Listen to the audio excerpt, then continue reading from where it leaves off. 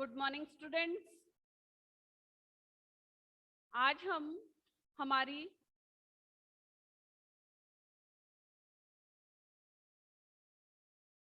Good morning रिया।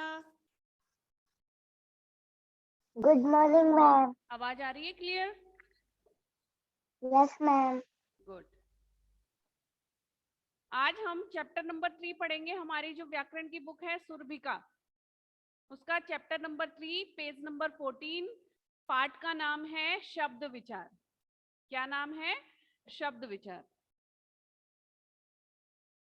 तो शब्द विचार में क्या है हम पढ़ते हैं। जिन वर्णों के समूह का कोई अर्थ होता है उसे शब्द कहते हैं। जो हमें वर्ण दिए गए रहते हैं उनका कोई ना कोई सार्थक शब्द, सार्थक अर्थ जरूर होना चाहिए। उन सार्थक अर्थों के वर्णों को ही हम शब्द कहते हैं, जिससे कोई उसका मीन्स निकले। सार्थक मतलब उसका कोई मतलब निकले। बिना मतलब का, बिना अर्थ वाला अगर कोई शब्द होगा तो वो सार्थक नहीं होगा और वो शब्द नहीं होगा। माइक म्यूट करो कुशाल। Yes ma'am. जिन वर्णों के समूह का कोई अर्थ होता है उसे शब्द कहते हैं। कि जिसका कोई भी मीन्स या कोई भी अर्थ, सार्थक अर्थ निकले, वो शब्द कहलाते हैं। हिंदी भाषा का जन्म संस्कृत भाषा से हुआ है। क्या बताया है कि जो हिंदी भाषा का जो उद्गम है या जन्म है वो किससे हुआ है? संस्कृत भाषा से हुआ है। समय के साथ साथ इनमें अन्य भाषाओं के शब्द भी मिलते गए। परिणामतः हिंदी शब्दावली का वर्गीकरण निम्नलिखित प्रकार से कर सकते हैं। जो हिंदी शब्दावली है उसका जो वर्गीकरण है, जो बंटवारा है, वो नीचे दिया गया है। सामान्य शब्दों का बंटवारा कैसे करते हैं? हम दो भागों में करते हैं। जो सामान्य शब्द होते हैं,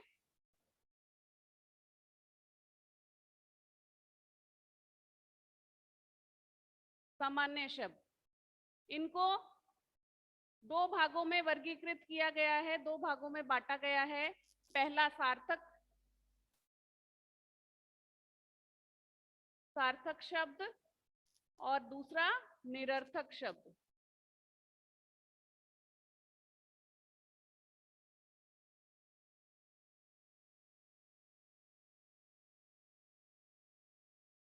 दो भागों में बांटा गया है। कौन से? जो सामान्य शब्द होते हैं उनको दो भागों में बांटा गया है। पहला है सार्थक, दूसरा है निरर्थक शब्द। तो सार्थक शब्द कौन से होते हैं? देखो, जिन शब्दों का कुछ ना कुछ अर्थ निकलता हो, जो मैंने अभी आपको बताया था ना कि उसका कोई ना कोई मतलब या अर्थ निकलता हो, उसे सार्थक शब्द कहते हैं। जैसे चाय, खाना, पीना, शेर आदि, ये इसके उदाहरण है। किसके? सार्थक शब्दों के। और फिर उसके बाद में है निरर्थक शब्द, जो दूसरा वाला है। निरर्थक शब्द किसे कहते हैं? जिन शब्दों का कोई अर्थ नहीं निकलता, यानी उसका कोई मतलब नहीं होता। उल्टे सीधे जंबल वर्ड्स जो होते हैं ना, आपके इंग्लिश में पढ़ते हो ना कि इनको सही अरेंज करके लिखो, वैसे ही हिंदी में जो निरर्थक शब्द है जिसका कोई अर्थ नहीं निकलता उसे निरर्थक शब्द कहते हैं। इसकी परिभाषा है, जिन शब्दों का कोई अर्थ नहीं निकलता लेकिन इन शब्दों का प्रयोग सार्थक शब्दों के साथ होता है, उन्हें निरर्थक शब्द कहते हैं। जैसे चाय वाय, चाय तो सही है, चाय सार्थक है। वाय, वाय कुछ नहीं है, यानी वो निरर्थक है। जो वो सार्थक शब्दों के साथ में ही होता है निरर्थक शब्दों का प्रयोग भी। फिर है खाना वाना।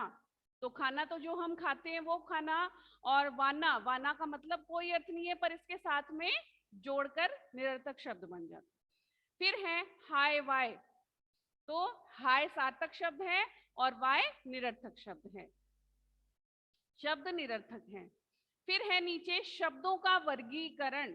जो शब्दों का जो मतलब बंटवारा किया गया है वो किस हिसाब से किया गया है देखते हैं। इसमें चार बताए हैं कि कैसे इनको चार भागों में बांटा गया है और कौन कौन से हैं। पहला है उत्पत्ति के आधार पर।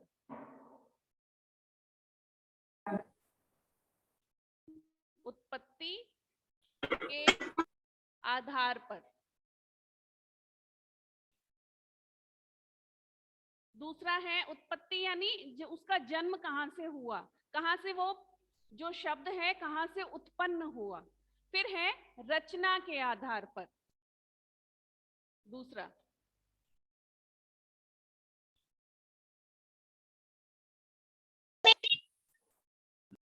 माइक म्यूट करो बेटा। फिर है नंबर 3, अर्थ के आधार पर कि जो हमारा शब्द है उसका क्या अर्थ निकल रहा है, क्या सार्थक अर्थ निकल रहा है।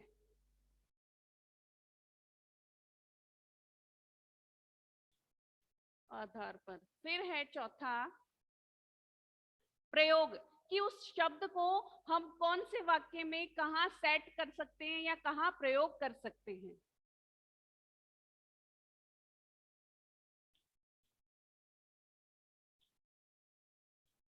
तो ये हमारे 4 भागों में शब्दों को डिवाइड किया गया है, इनको वर्गीकृत किया गया है कि इनकी उत्पत्ति कैसे होती है। पहला है उत्पत्ति के आधार पर। तो उत्पत्ति के आधार पर दिया हुआ है, उत्पत्ति के आधार पर शब्दों के निम्नलिखित 4 भेद हैं। जो उत्पत्ति है उसके 4 भेद हैं। इसके जो हैं वो 4 भेद हैं, 4 भागों में बांटा गया है उत्पत्ति के आधार पे। तो पहला है तत्सम शब्द। वो किसमें आते हैं, वो पढ़ते हैं। तत्सम शब्द वे शब्द होते हैं जो संस्कृत भाषा में आए हैं, संस्कृत भाषा से आए हैं तथा बिना किसी परिवर्तन के हिंदी भाषा के अंग बन गए हैं, जैसे उच्च, अक्ष, कटु, मयूर आदि। क्या बताया, तत्सम शब्द कौन से होते हैं, वे शब्द हैं जो संस्कृत भाषा से आए गए हैं, जो इनका जो हम लिखते हैं वो संस्कृत भाषा के ही शब्द हैं, वो तत्सम शब्द हैं और उनका परिवर्तन नहीं होता है। माइक म्यूट करो। उनका परिवर्तन नहीं होता। जैसे उच्च, उच्च यानी ऊंचा, हिंदी में क्या होगा, ऊंचा, पर जो उच्च है वो उच्च ही लिखा जाएगा। Good morning. माइक म्यूट करो बेटा। अक्ष, ये जो शब्द हैं ये संस्कृत भाषा से ही लिए गए हैं, संस्कृत भाषा के ही शब्द हैं, इनमें कोई परिवर्तन नहीं हो सकता। तो ये हमारे तत्सम शब्द होते हैं। फिर है नंबर 2, तद्भव शब्द। तद्भव शब्द कौन से होते हैं, इन शब्दों का मूल स्रोत तो संस्कृत ही है, लेकिन हिंदी में इनका बदला हुआ रूप प्रयोग होता है। कि इसमें क्या बताया है, तद्भव शब्द वो जो इनका जो मूल रूप है, जो उनकी जड़ है या जहां से वो उत्पन्न हुए हैं, वो संस्कृत भाषा से ही उत्पन्न हुए हैं, पर जब इसको हम बदल के लिखते हैं तो इनका रूप बदल जाता है। ऐसे शब्द तद्भव शब्द होते हैं, जैसे सूरज, सूर्य, आग, अग्नि, कारज, कार्य। इनका अर्थ बदल गया। जैसे ये शब्द संस्कृत वाले ही हैं, पर जब हम इनको लिखते हैं तो इनका रूप, सूरज मतलब सूर्य, सूर्य मतलब भी सूरज होता है। आग, आग को अग्नि भी बोलते हैं। आप पर्यायवाची शब्द पढ़े होंगे आप लोगों ने, उसमें आते हैं ये सभी। कारज, कारज मतलब कार्य, काम, उसके बारे में है। फिर है देशज शब्द। देशज शब्द कौन से होते हैं, देशज शब्द ग्रामीण तथा लोक भाषा के शब्द हैं। गांव के और जो लोक भाषा, जो लोग आपस में बात करते हैं गांव में, वैसे शब्द हैं जिनका स्रोत क्षेत्रीय भाषा है। जैसे आपकी क्षेत्रीय भाषा कौन सी है, राजस्थानी, तो वो क्षेत्रीय भाषा के शब्द होते हैं जो देशज शब्द होते हैं। जैसे कटोरा, भीत, कुल्लड़ आदि। कटोरा क्या होता है, जो आपका बाउल होता है इंग्लिश में, और हिंदी में प्याला बोल सकते हैं, बड़ी साइज की जो कटोरी होती है उसे कटोरा। भीत, भीत मतलब दीवार, तो कई जगह भीत बोलते हैं, अपने राजस्थान में भी दीवार को भीत बोलते हैं। कुल्लड़, कुल्लड़ चाय पीने का होता है, मिट्टी का, तो उसे कुल्लड़ कहते हैं। फिर है हमारा चौथा विदेशज शब्द। ये थे हमारे देशज शब्द, जो देश में थे, जो क्षेत्रीय भाषाओं में बोले जाते हैं, वो शब्द हैं। और अब है चौथे नंबर पे हमारा विदेशज शब्द। तो वो शब्द कौन से हैं, विदेशी भाषाओं के शब्द जिनका प्रयोग हिंदी भाषा में किया जाता है। जो विदेशी, फॉरेन कंट्री वाले जो शब्द हैं, जो फॉरेन में बोले जाते हैं, उनका हिंदी भाषा में प्रयोग किया जाता है। इनका स्रोत विदेशी जातियों के आने से हुआ है। तो अंग्रेजी शब्द कौन कौन से हैं? रेल, रेल क्या है? अंग्रेजी, इसको इंग्लिश में आप ट्रेन भी बोलते हो। तो ये जो रेल है ये भी इंग्लिश शब्द है, ये हिंदी शब्द नहीं है। जो रेल है इसको हिंदी में कहते हैं लौह पथगामिनी, इसका हिंदी शब्द ये है। स्टेशन, स्टेशन ही सब बोलते हैं, तो ये भी सारा इंग्लिश के ही शब्द हैं। रोड, सड़क कोई नहीं बोलता, रोड ही बोलते हैं आजकल। तो ये हमारे अंग्रेजी के शब्द हैं, विदेशों से आए हुए शब्द हैं। फिर है अरबी शब्द। अरबी शब्द कौन से हैं? गरीब, जो गरीब होता है उसके लिए है गरीब। अमीर, महल, आदत आदि, ये हमारे अरबी के शब्द हैं। अरबी भाषा होती है, फॉरेन कंट्री में बोली जाती है और उसी के ये शब्द हैं। फिर है तुर्की, रेशम, बहादुर, काजू, कैंची आदि। रिया माइक म्यूट करो। पुर्तगाली शब्द, पुर्तगाली शब्द कौन से हैं? पादरी, पादरी कौन होता है? जो चर्च में पूजा करते हैं, पुजारी होता है, उसको पादरी कहते हैं। तुरुप, कमीज, अचार आदि, ये हमारे पुर्तगाली शब्द हैं। फिर है फारसी शब्द, कागज, सिक्का, जोश, तीर आदि। तो ये हमारे उत्पत्ति के आधार पे चारों वर्गों में डिवाइड हो गए। पहला था तत्सम, दूसरा था तद्भव, तीसरा था देशज शब्द और चौथा था विदेशज शब्द। अब है हमारा रचना के आधार पे, ये जो है सेकंड वाला रचना, कि इसको हम, इसकी रचना कैसे हुई उसके बारे में बताया गया है। रचना के आधार पर शब्दों को निम्नलिखित 3 भागों में डिवाइड किया है या 3 भागों में वर्गीकृत किया है। किसको? रचना के आधार पे 3 भागों में उनको विभाजित किया है। पहला है रूढ़, दूसरा है यौगिक और तीसरा है योग रूढ़। रचना के आधार पे 3 भागों में शब्द को डिवाइड किया गया है। तो पहला है रूढ़। रूढ़ शब्द कौन से होते हैं? वह शब्द जो परंपरा से प्रयोग किए जा रहे हो और टुकड़े करने पर कोई अर्थ ना निकलता हो, रूढ़ शब्द कहलाते हैं। क्या बताया कि ऐसे शब्द जो परंपरा से प्रयोग में आते जा रहे हैं और उसके अगर हम टुकड़े भी करें, उनके हम अगर वर्ण भी करें, खंड भी करें अलग अलग, तो वो नहीं हो सकते, ऐसे शब्द रूढ़ शब्द कहलाते हैं। जैसे हाथी, हाथी के आप और भी टुकड़े कर सकते हो क्या? नहीं कर सकते। गेंद, गेंद का कोई टुकड़ा नहीं हो सकता। फल, तो ये शब्द एज इट इज ही रहते हैं। फिर है यौगिक शब्द। यौगिक शब्द का अर्थ है जोड़ना। योग मतलब जोड़ना, इंग्लिश में कहते हो ना ऐड, एडिशन, उसको जोड़ते हैं। तो हिंदी में क्या बोलते हैं? योग, जोड़। मैं बोलती हूँ ना जमा, जैसे हमने वर्ण वाला चैप्टर पढ़ा था, उसमें अ जमा क, इस हिसाब से तो जो जमा है उसको यौगिक शब्द ही कहते हैं।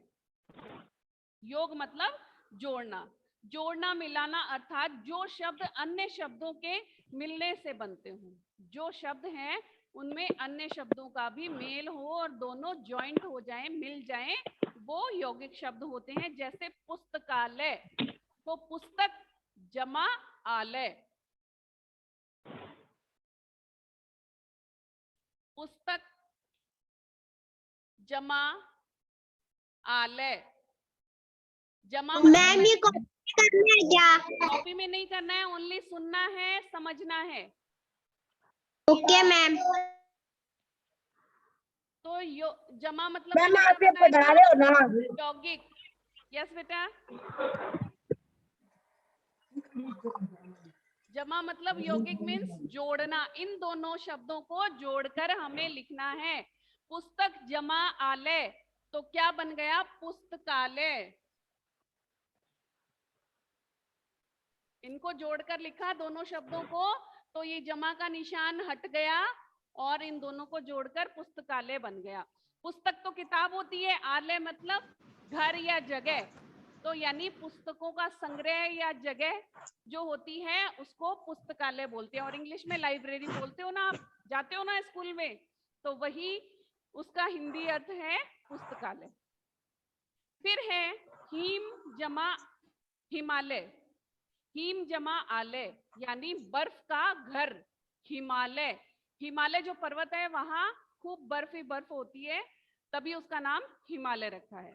फिर है राजदूत, राज जमा दूत, राजा का दूत, ठीक है। अब है योग रूढ़ शब्द। तो योग रूढ़ शब्द होते हैं वे शब्द जो यौगिक होते हुए भी किसी विशेष अर्थ को प्रकट करते हैं, वे योग रूढ़ शब्द कहलाते हैं। क्या बताया है कि ऐसे शब्द जो यौगिक होते हुए भी यानी जुड़े हुए होते हुए भी उनका विशेष अर्थ निकलता हो, जैसे दशानन। माइक म्यूट करो, किसका ऑन है बेटा?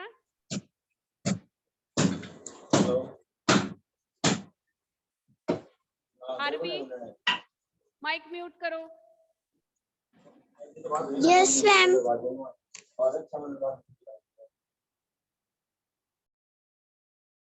तो इसमें क्या बताया, वे शब्द जो यौगिक होते हुए भी विशेष अर्थ प्रकट करते हो वो योग रूढ़ शब्द कहलाते हैं। पहला था हमारा योग रूढ़ शब्द, दूसरा था यौगिक, तीसरा है योग रूढ़। तो रूढ़ और यौगिक मिलके योग रूढ़ शब्द बनते हैं। जैसे दशानन, पीतांबर, पंकज, नीलकंठ आदि। फिर है नंबर 3, अर्थ के आधार पर। अर्थ के आधार पर डिवाइड किया गया। ये जो अर्थ है इसके आधार पर इसको 4 भागों में डिवाइड किया गया है। कितने भागों में? 4 भागों में, 4 पार्ट में डिवाइड किया गया है।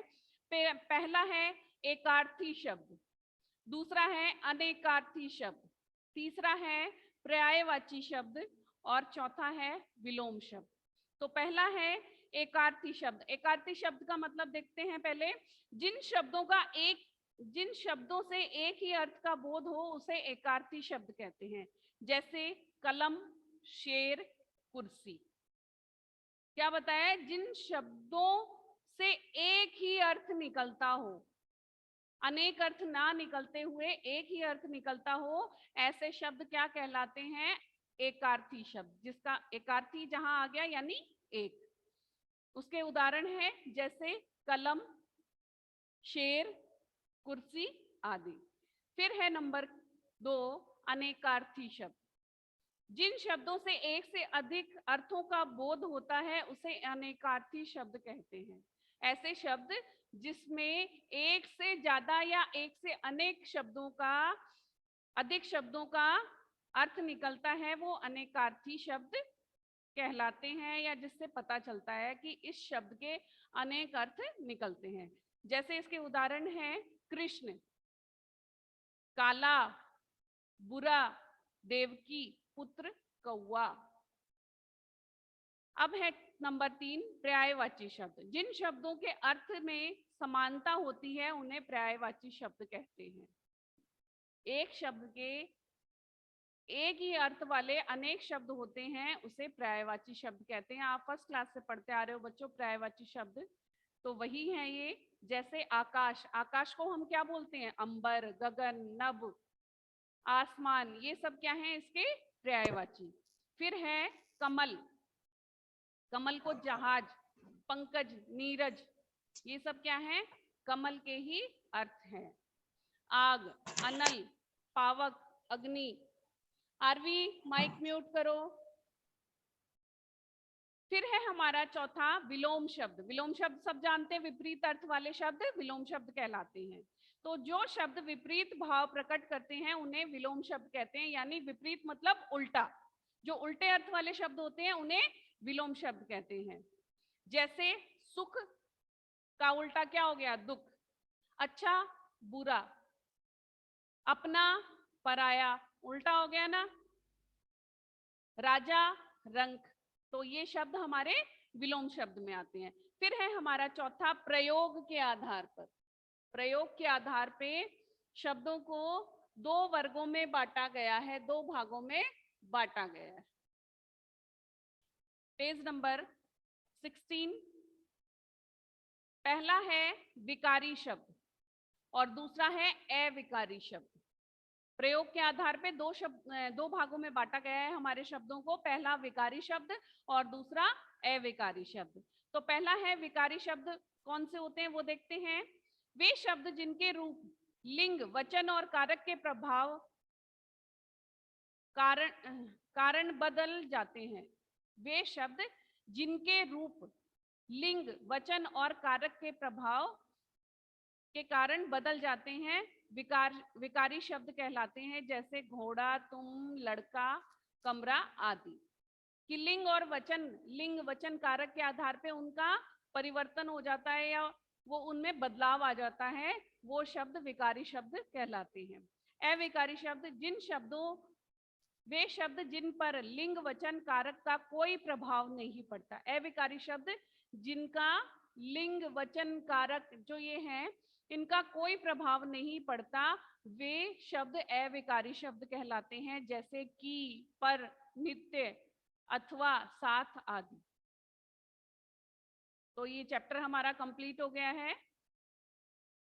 अब हम इसका बुक वर्क करेंगे।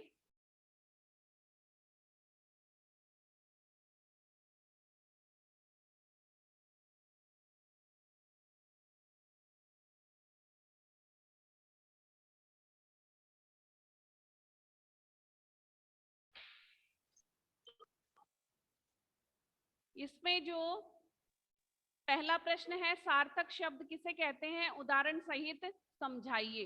तो सार्थक शब्द का पेज नंबर 14 पे ऊपर के पैराग्राफ में कौन सी वाली बुक है? क्या बोल रहे हो बेटा? मैम कौन सी वाली बुक है? सुरभि का बुक ही नहीं खोली क्या आपने अभी तक?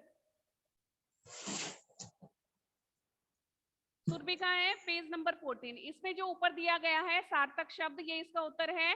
जिन शब्दों का कुछ ना कुछ अर्थ निकलता हो उन्हें सार्थक शब्द कहते हैं। उदाहरण है जैसे चाय, खाना, पीना, शेर आदि। आरवी माइक म्यूट करो। शब्दों का वर्गीकरण कितने प्रकार से किया जा सकता है? शब्दों का जो वर्गीकरण है, पेज नंबर 14। शब्दों का वर्गीकरण कितने प्रकार से किया जा सकता है? शब्दों का वर्गीकरण ये दिए गए हैं। पहला है उत्पत्ति के आधार पे, दूसरा है रचना के आधार पे, तीसरा है अर्थ के आधार पे और चौथा है प्रयोग के आधार पे। ये पूरा आ जाएगा हमारे सेकंड के उत्तर में, पेज नंबर 14 पे है। अब है नंबर 3, विकारी शब्द किसे कहते हैं? अविकारी शब्द विकारी शब्द से किस प्रकार भिन्न है? पहले हमें पेज नंबर 16 पे ऊपर ही दिया गया है विकारी शब्द। इसकी परिभाषा लिखनी है कि विकारी शब्द किसे कहते हैं। वे शब्द जिनके रूप, लिंग, वचन और कारक के प्रभाव कारण बदल जाते हैं विकारी शब्द कहलाते हैं। फिर उसके बाद में इसमें पूछा है विकारी शब्द अविकारी शब्द और विकारी शब्द से किस प्रकार भिन्न है। तो भिन्न क्या है, दोनों की डेफिनेशन ही आ जाएगी इसमें, दोनों की परिभाषा इसमें आ जाएगी। फिर है चौथा, उत्पत्ति के आधार पर शब्द कितने प्रकार के होते हैं, उदाहरण सहित समझाइए। उत्पत्ति के आधार पे है हमारा ये जो पेज नंबर 14 पे है। उत्पत्ति के आधार पे पहला है तत्सम शब्द, दूसरा है तद्भव शब्द, तीसरा है देशज शब्द और चौथा है विदेशज शब्द।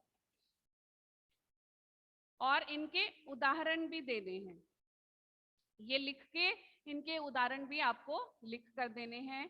फिर है नंबर 5, रूढ़ और यौगिक शब्द में क्या अंतर होता है, उदाहरण सहित समझाइए। रूढ़ शब्द कौन से होते हैं और यौगिक शब्द कौन से होते हैं।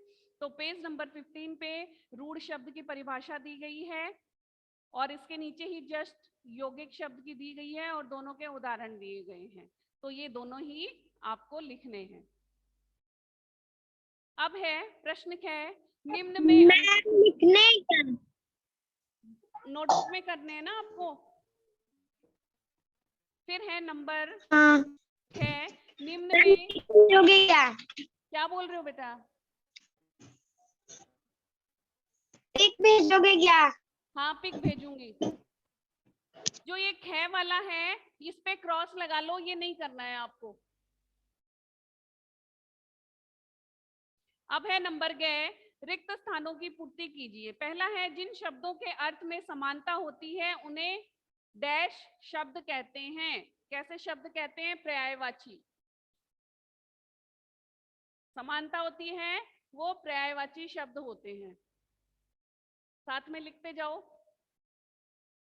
फिर है नंबर 2, जिन शब्दों से एक ही अर्थ का बोध हो उन्हें डैश शब्द कहते हैं।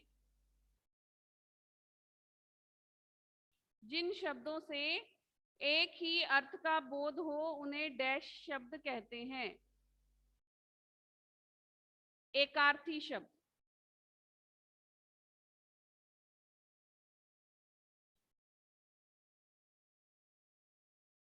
फिर है नंबर 2, ग्रामीण तथा लोक भाषा के शब्दों को डैश शब्द कहते हैं। देशज। अभी पढ़ा था ना हमने। फिर है नंबर 4, जो शब्द विपरीत भाव प्रकट करते हैं उन्हें डैश शब्द कहते हैं। विलोम शब्द।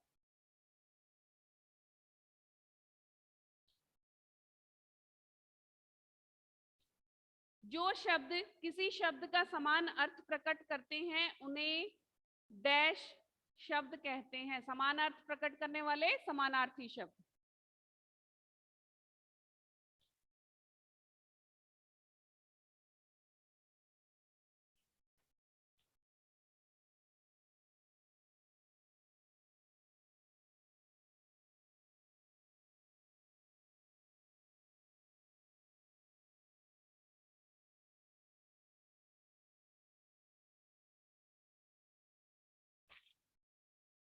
फिर है प्रश्न घ, निम्नलिखित शब्दों में से तत्सम तद्भव देशज विदेशज शब्द छांट कर लिखिए। तो ये आपको खुद को करना है। प्रश्न घ ये आपको होमवर्क में करना है अपने आप, क्योंकि मैंने समझा दिए हैं। इसमें से तत्सम शब्द छांटने हैं, तद्भव देशज विदेशी, चारों तरह के शब्द छांटने हैं। ये रेड कलर के जो शब्द दिए गए हैं इनमें से ही छांटने हैं। फिर है निम्नलिखित शब्दों को सुमेलित कीजिए। तो इसमें दिया गया है विकारी और अविकारी।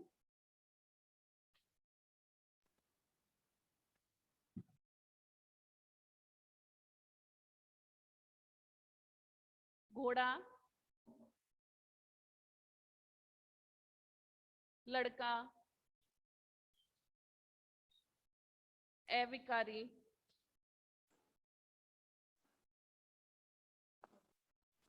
नित्य, अथवा। Good morning ma'am. Good morning. फिर है विकारी। ये लिखने है क्या? बुक में मैच कर लो। पर, कमरा, साथ, तुम, और बीच में दिया गया है विकारी। विकारी शब्द कौन से हैं? और अविकारी।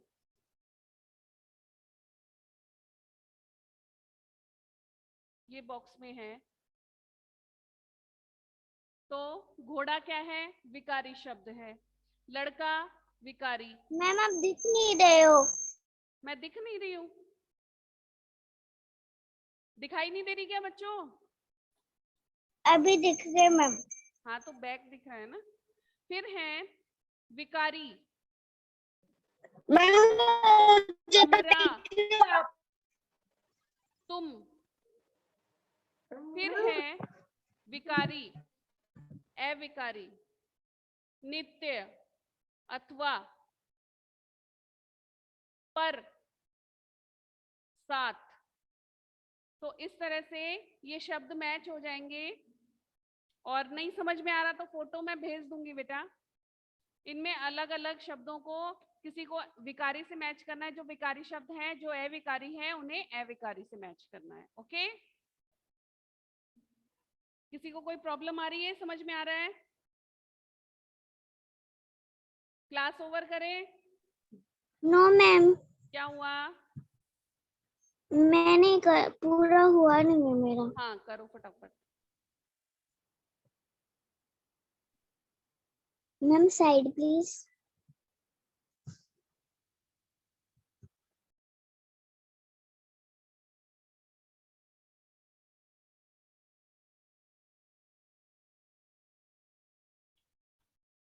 मैं पिक सेंड कर दूंगी बेटा, उसमें से अच्छे से कर लेना। ओके